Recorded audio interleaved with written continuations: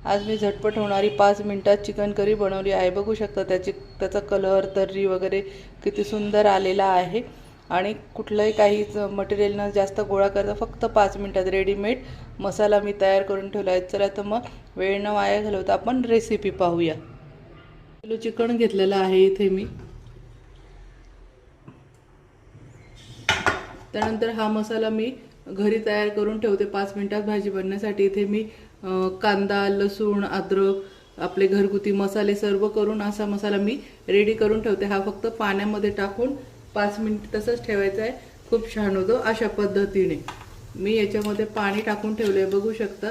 थोडासा मसाला पण किती फुगलेला आहे।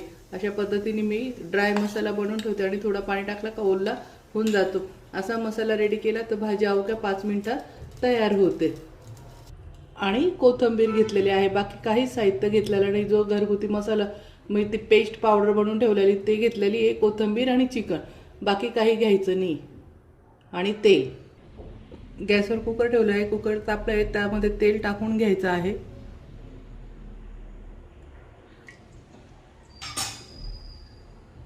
तेल तापू द्यायचं आहे थोडं। तेल तापलं आहे, आता हा मसाला टाकून घ्यायचा आहे। यात मी मीठ वगैरे सर्व टाकलेलं आहे, त्यामुळे वरतून काहीच टाकायची गरज नसते। कोणी पाहुणे आलं किंवा आपल्याला वेळ नसला किंवा आपण बाहेरून आलो आणि आपल्याला नॉनव्हेज खायचं, ते अवघ्या 5 मिनिटांमध्ये होणारी रेसिपी आहे।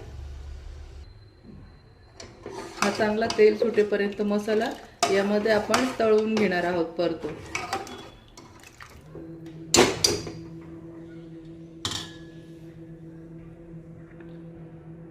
इतकी झटपट होते ही रेसिपी। फक्त चिकन धुवायला वेळ लागतो तेवढंच, उशीर नाही तर याला बनवायला काहीच वेळ लागत नाही। आणि कुकरमध्ये बनवायची, कढईतही बनवू शकतात, पण वेळ नसला तर कुकरमध्ये 2 शिट्ट्या घेतल्या तर होऊन जाते।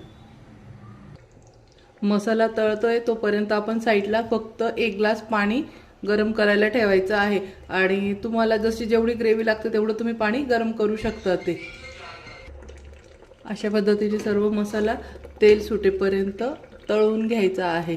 बघू शकतात मसाल्याने किती छान तेल सोडलेलं आहे। आता जे आपण चिकन धुवून टाकलेलं आहे ते टाकून घेणार आहोत।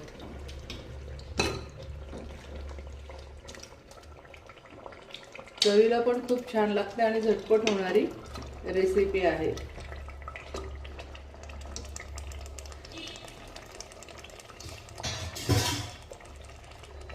तर हे सर्व परतून घ्यायचं आहे।